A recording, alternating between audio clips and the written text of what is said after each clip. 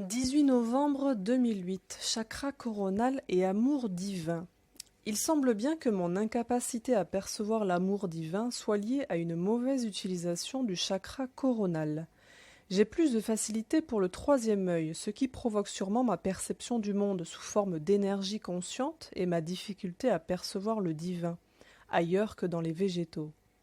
C'est lié au problème qui remonte en ce moment. On verra si en faisant sauter le bloc en neurotraining, je peux enfin y accéder.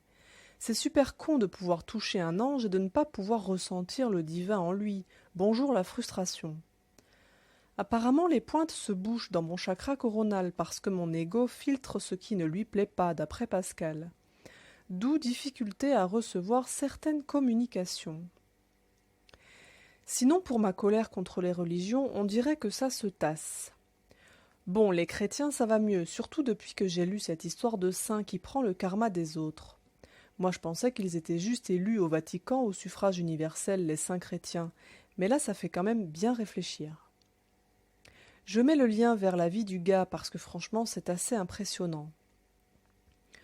On voit qu'il s'est aligné dès le plus jeune âge sur l'Esprit divin. Il était là pour vivre la passion du Christ et il est parti dessus direct.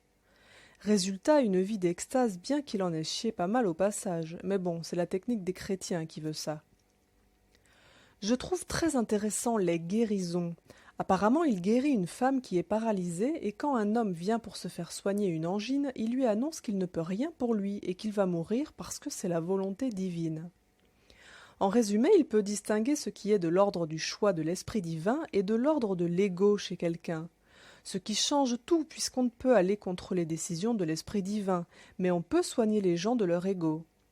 Quand on est un saint comme lui, c'est-à-dire qu'on est parfaitement aligné sur l'esprit divin et sans ego. Forcément, vu qu'il est clairvoyant, il défonce tout le monde à la sortie du confessionnal. Et c'est assez intéressant sa capacité à matérialiser les entités. À un moment, il rend visible un démon qui squatte un type. Les dépravations, alcoolisme, etc. chez les gens sont souvent causées par des entités qui les squattent, d'où cette image du démon chez les chrétiens. Avec la notion d'enfer pour le monde du dessous, ça correspond bien à leur aspect en tout cas et à ce qu'elles nous font en nous squattant, puisqu'elles provoquent les problèmes de perversion diverses, une perte d'énergie et qu'elles peuvent aller jusqu'à la possession. Par contre, les diaboliser n'était pas la solution à mon avis, puisque les aimer les renvoie chez elles simplement. Mais si on se base sur cette vision du monde et qu'on considère que les entités sont des démons, alors je comprends mieux qu'on puisse sortir le fusil à pompe éthérique et le crucifix. Parce que la population humaine est infestée, c'est un fait. Mais bon, ça provoque une vision duelle et se battre contre elle ne les renvoie pas chez elle. La violence engendre la violence, alors que l'amour inconditionnel résout tout.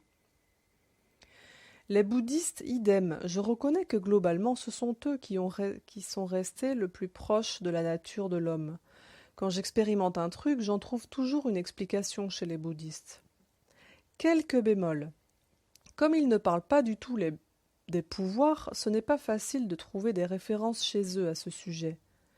Leur explication du processus de la mort est probablement très fidèle, puisque je suppose que de puissants clairvoyants ont pu le disséquer dans tous les sens chez eux. Par contre, je suis moins d'accord sur les histoires de réincarnation en moins d'un mois, et cette histoire qu'on peut régresser à l'état larvaire en faisant du mal, je ne sais plus où j'ai lu ça. C'est en contradiction avec toutes mes expériences perso sur les vies antérieures et sur le peu de connaissances du monde des morts que j'ai pour l'instant. Enfin, on verra, j'approfondirai forcément. Mais je maintiens que, comme toutes les religions en tant qu'institution, ils ont inclus une peur de la mort pour forcer les gens à se bouger les fesses, à évoluer et à cotiser, et que chez eux ça a pris cet aspect. Les autres religions, je n'ai pas approfondi. Bon, Bouddha reste mon préféré parce que c'est celui qu'on a substitué dans ma structure mentale. Pascal, lui, est sur Jésus et pareil, il vient d'une famille athée. Donc on pourrait effectivement dire qu'on a pris des avatars d'entrée de jeu. Chez Pascal, c'était naturel, malgré son malencontreux choix de Loki par-dessus qui n'a pas duré. Et chez moi, ce sont les runes qui ont dit de prendre Bouddha. Du coup, j'ai un hôtel perso chez moi depuis quelques années. Il ne respecte aucune règle bouddhiste puisque je ne suis pas bouddhiste. Passer devant permet de me rappeler le Bouddha qui est en moi. C'est le but au départ, je crois. Bon, eh bien, il reste à trouver l'amour divin maintenant, mais je pense que je vais foutre la paix aux religions et chercher de mon propre côté, parce que ressentir ou non l'amour divin reste une histoire personnelle au fond. PS, je maintiens quand même que les coquins de toutes les voies ésotériques religieuses oublient de préciser que d'ouvrir le troisième œil pour communiquer avec l'esprit divin et expérimenter que nous sommes tous un, ça aide vraiment bien pour progresser vite. Saint Gérard, s'il n'a pas le troisième œil ouvert d'entrée, je me fais moine trappiste. Mais bon, mettons-nous à leur place. Même s'ils ont une solution pour ouvrir le troisième œil chez tout le monde, ce dont je soupçonne les bouddhistes, une ouverture en masse provoquerait probablement 80% de types qui pètent les plombs, 18% de types qui usent et abusent des pouvoirs et seulement 2% qui essaient d'évoluer, si c'est pas super bien cadré. Donc je suppose qu'ils réservent ça pour ceux qui sont au sommet de la montagne dans les monastères. Et malgré tout, l'amour divin semble s'expérimenter à partir du chakra coronal et pas du troisième œil, donc son ouverture est sûrement optionnelle dans le cadre d'une recherche de Dieu. Surtout que le moi supérieur passe par le chakra coronal apparemment. C'est juste plus marrant de ressentir l'énergie du moi supérieur et de pouvoir toucher les anges, mais sûrement pas indispensable. Je maintiens que méditer ou faire toute autre pratique pour accéder à l'esprit divin reste primordial comme exercice préliminaire, quelle que soit sa religion ou sa non-religion. Dans la foulée, grosse séance de neurotraining pour justement récupérer la capacité à ressentir l'amour divin. D'après elle, mon chakra coronal fonctionne bien, sinon je ne pourrais pas accéder aux anges. C'est lui qui permet de communiquer avec eux et de percevoir leur énergie. Le neurotraining ne fait pas dans l'occulte, mais ma thérapeute est clairaudiente et clairvoyante de naissance. Ça aide bien pour aider à résoudre les problèmes de cet ordre. Donc tous mes problèmes ne viennent encore que du mental.